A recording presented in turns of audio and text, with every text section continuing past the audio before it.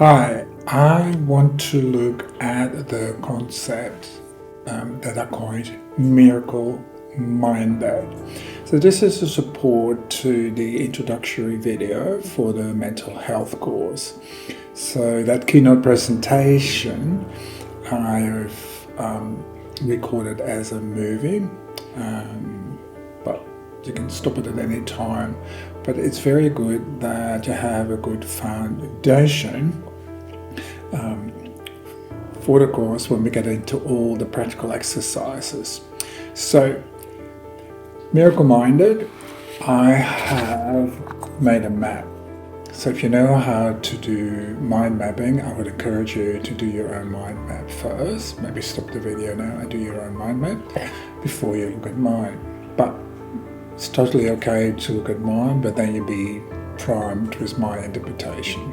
It's still a good idea to know my interpretation because that's what I use during the course.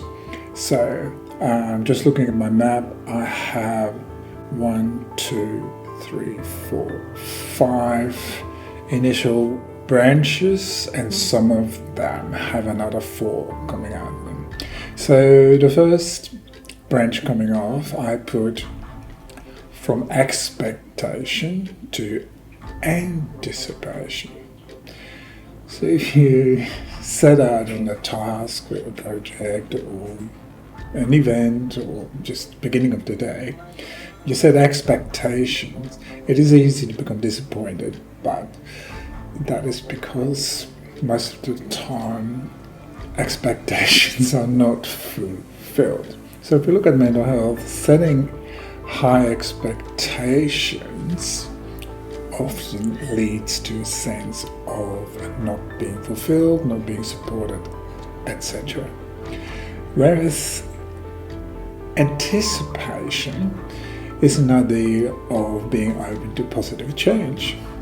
It's being open to transformation, which I'll later go into, but I see transformation as an undoing of old hurts, wounds, limiting beliefs, blocks, etc.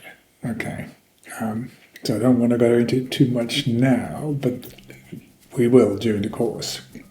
But imagine this, you and a friend or your partner or a loved one go out in the town, and your friend, partner, or loved one has this expectation to find, for example, a certain kind of shoe. It has to be black, with a certain heel, and there needs to be a zipper in it, and maybe something else. So the likelihood to fulfill that expectation is not that great because there's a very specific expectation. But if you go along without expectations and are just in there to be happily surprised, then all of a sudden you'll notice the artists on the street that maybe do acrobatics, that make music. You see the new patisserie, which has some beautiful pastries on display, and so forth, and so forth.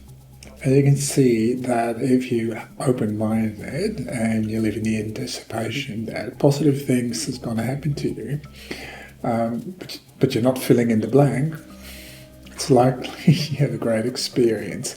If you have high expectations, though, there's a good chance they will not be fulfilled. It's not because the universe is against you, it's just because you want to put in your own specific demands, and that's not in alignment with how the universe works. Alright, so that's my first range, from expectation to anticipation.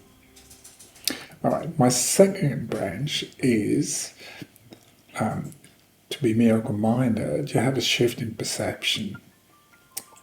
And I put another branch of that there are 2 internal guides that all of us have. And I have a separate slide on that, what these guides are. But in a nutshell, we'll see that consciousness can either go through the brain or our body, and then it's determined by our brains, and mostly our brains use the capacity of having an emotion, having an analytical exercise on top of that, and then a perception. But we'll learn in neuroscience that projection precedes perception. So our mind will tell us, at the moment we become aware of our environment, exactly what all these objects are in our environment, including other human beings. Okay, so in our course we will definitely go into that. The third branch is that of love and compassion. So we're looking at having connections, but also how to include boundaries when it comes to having connections with others, and what it is to be truly empathetic. And that's definitely part of being miracle-minded. The fourth branch there is mind training, and in neuroscience we learn that we train our minds from the day we are born. When we are born, our mind is blank. Our brains will have to learn how to see, how to hear, all that kind of stuff. Okay, but in our mind training we're going to look at principles. Principles guide us in particular.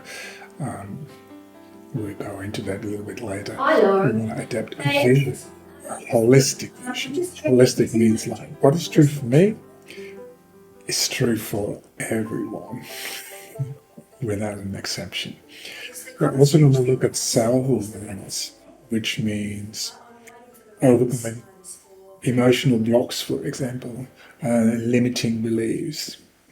Okay, so that's the mind training part of it. And then the last branch is to embrace the possibility of aligning with a reality of singularity. And that should lead to having a holistic vision. And again, holistic vision means it's true for me, it's true for you, it's true for everyone. Thanks. I hope this makes things a bit clearer. So now you've listened to me, maybe do your mind map again. Because when you put things on paper, you write it down, you bypass your analytical part of your mind, and you're actually retraining your mind, you're retraining your subconscious.